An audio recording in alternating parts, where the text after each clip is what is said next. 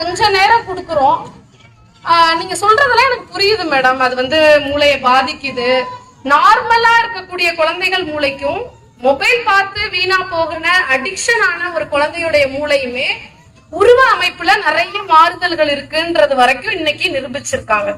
So எப்படிதான் அந்த அடிக்ஷனை நாங்க நிறுத்துறது மேடம் அப்படின்னா, எப்பயுமே குழந்தைகள்கிட்ட நம்ம ஒரு பிஹேவியர் வரணும்னு நம்ம எதிர்பார்க்கிறோம் அப்படின்னா அதை முதல்ல நம்ம வர வச்சுக்கணும்.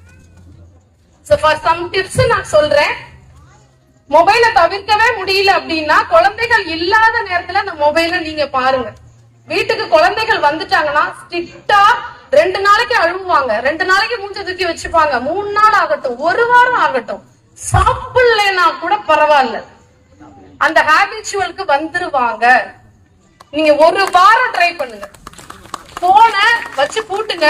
இல்லைன்னா சிம் கார்டை எடுத்து நீங்க இந்த பழைய நோக்கியா மொபைல் விற்கும், சாம்சங் நோக்கியால சின்ன மொபைல் கிடைக்குது, உங்க சிம் கார்டை போட்டுக்கோங்க. வைஃபை ஆன் பண்ணி உங்களுக்கு யூசேஜுக்கு மட்டும் பசங்க இல்லாத நேரத்துல நீங்க யூடியூப் பாருங்க, இன்ஸ்டாகிராம், வேற வழியே கிடையாது. என்னுடைய குழந்தைகளுக்கு ட்ரை பண்ணி இப்ப 1 வருஷம் ஆகுது. பிள்ளைகள் மொபைல்ன்றதே கிடையாது. ஹோம்ஒர்க் வரைக்கும் நான் தான் பார்ப்பேன்.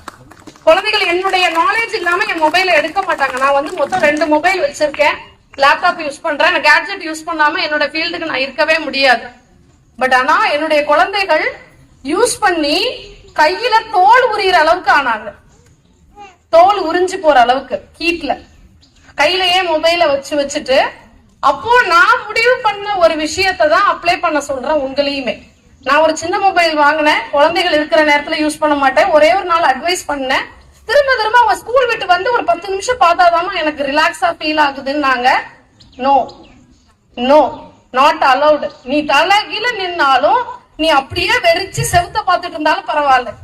ஒரு பேரண்ட் குழந்தைய அழைச்சிட்டு வந்திருந்தாங்க, கவுன்சிலிங்காக அழைச்சிட்டு வந்திருந்தப்ப அவசரத்தை வெளியில வெயிட் பண்றா. அவளை பத்தி பேரண்ட்ட டிஸ்கஸ் பண்ணோம்.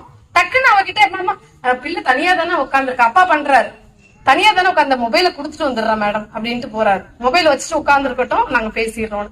தனியா உட்கார்ந்து இருந்தா இப்ப என்ன, செவுத்த நம்மளாம் அப்படித்தானே இருந்தோம், ஓட்ட பார்த்துட்டு தானே உட்கார்ந்து இருந்தோம். ஓட்ட பார்த்துட்டு சிந்தனை பண்ணது தானே இன்னைக்கு நான் பேச்சாளரா இருக்கேன். எவ்வளவோ விஷயங்கள், இந்த ராணி குமுதம் அத்தனை புக்ஸ் இருக்கும், குடும்ப மலர்ல நான் படிச்சேன். 6th ஸ்டாண்டர்ட் 8th இன்னைக்கு ஃபேமிலி கவுன்சிலரா இருக்கேன். எதனாலனா அப்ப படிச்ச விஷயங்கள், பதிஞ்ச விஷயங்கள் தான். அப்ப வீட்டுல என்னென்ன புக்கு கிடைக்குதோ எடுத்து படிக்கணும்னு தோணும். ஏன்னா போர் அடிக்குது. இன்னைக்கு குழந்தைகளுக்கு போர் அடிக்கிறதுக்கே நம்ம விடுறது இல்ல. சோ பேரண்ட்ஸ், நீங்க முதல்ல உங்களுடைய பிஹேவியரை சேஞ்ச் பண்ணா மட்டும்தான் குழந்தைகள் மாறுவாங்க.